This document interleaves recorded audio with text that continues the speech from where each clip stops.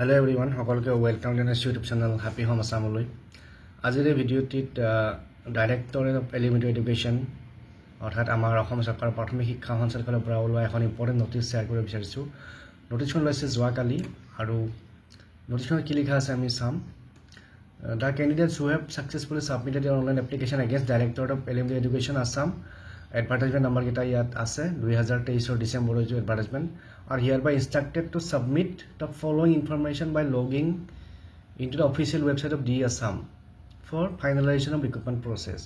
যিসকলে এপ্লাই কৰিছিল তেওঁলোকৰ কিছুমান ইনফৰমেশন দিব লাগিব এই লিংকটোৰ জৰিয়তে DE Assamৰ লিংকটোৰ জৰিয়তে যাতে ৰিক্ৰুটমেন্টৰ ফাইনাল কামখিনি কৰিব পাৰে আৰু ইয়াতে কি কি দিব লাগিব information registration number of HSLC অৰ্থাৎ হায়াৰ সেকেন্ডাৰি registration number আৰু class 10 examination as shown in the admit card তো যেটো হায়ার সেকেন্ডারি পাস কৰা registration number লাগিব আৰু admit cardত জিমতে আছে হেমতে দিব লাগিব তাৰপিছত enrolment number of betterment who have submitted betterment details কোনোবাই যে বেটাৰমেন্ট দিছে বেটাৰমেন্ট ডিটেইলছৰ কাৰণে এনৰোলমেন্ট নাম্বাৰ দিব লাগিব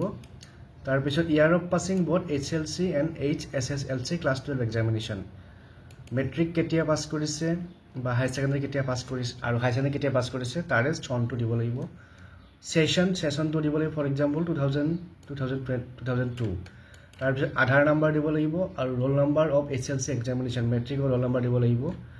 The candidates must submit the details of the documents they have already uploaded at the time of online application at deassam.gov.in এই ৰিক্ৰুটমেন্টৰ লিংকটো আছে এই লিংকটো ওপেন কৰি পেলাই ক্যান্ডিডেট বিলাকে এই ডিটেইলছখিনি সাবমিট কৰিব লাগিব তাৰপিছত এই যে সাবমিশন ফেসিলিটি আছে 11 অক্টোবৰৰ পৰা 13 অক্টোবৰ অৰ্থাৎ অহাকালিৰ ভিতৰত সাবমিট কৰিব লাগিব যেনেকৈ নহওক তাৰ পিছত সাবমিট কৰিব নোৱাৰিব গতিকে যিসকলে এপ্লাই কৰিছে তেওঁলোকে লগইন কৰি পেলাই এই তথ্যখিনি আগবঢ়াব আৰু এই লিংকটো দেখিছে ইয়াতে লিংকটো আছে ইয়াতে higher secondary registration detail submission from primary click here ইয়াতে ক্লিক কৰিব পাৰিব তো এই তথ্যখিনি সময়মতে অৰ্থাৎ 13 অক্টোবৰ ভিতৰত সাবমিট কৰিব লাগিব নহলে আপোনাৰ ৰিক্ৰুটমেন্ট প্ৰসেছৰ বাকি কামখিনি হোৱাৰ অসুবিধা হ'ব গতিকে এই নটিছখন আপোনালোকে DE Assamৰ ৱেবছাইটতে পাব আজিৰ এই ভিডিঅ'টো শ্বেয়াৰ কৰিলোঁ ধন্যবাদ